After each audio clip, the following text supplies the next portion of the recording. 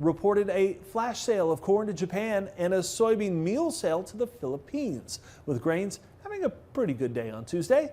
AgDay's Michelle Rook has more with Arlan Suderman in Markets Now. Grains all to the plus side on Monday. Arlan Suderman with StoneX is back with us. And Arlan, you know, the pop that we saw in the grains, was it just technical, just mostly short covering by these funds? Yeah, he set the stage for it with the funds holding massive short or sold positions, and they start getting nervous when they and everyone else is short, wondering what headline is going to come out of the Black Sea or the Red Sea to make everyone want to get out at the same time.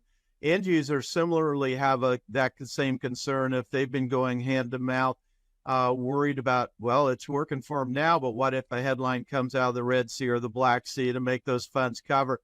And so we did get that headline over the weekend, and there was two grain ships. You know, the Houthi rebels have largely been allowing grain ships to go unscathed as they've been attacking various ships. They've hit container freight ships and oil, but this time they hit two grain ships, one of them now in danger of sinking in the Gulf of Aden. And so concerns are rising, and so the fund's trying to get out of shorts, end users trying to get some coverage.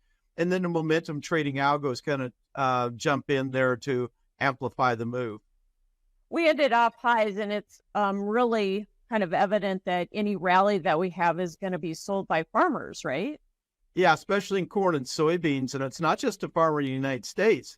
It's the Brazil farmer who's at the slowest pace for selling corn and soybeans that he has been in the last 5 or 6 years. So there's a lot of corn and soybeans as we sold on the rallies, and that's really kind of limited the upside today. We threw a lot of bearish news at the market last week, especially with USDA's projections out of the Ag Outlook Forum. You know, do you think that we have most of that worked into prices already? And going forward, how much confidence do you have in any of those numbers?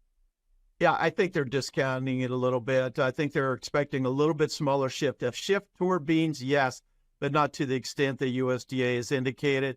And there's models going both ways. It really kind of depends on how quickly we move from El Nino to La Nina. The faster we do, the drier the summer is. But right now, so far, the transition's been pretty slow. All right, thanks for joining us. Arlan Suderman with StoneX. More AgDay coming up. Contact Arlan Suderman by email at arlan.suderman@stonex.com.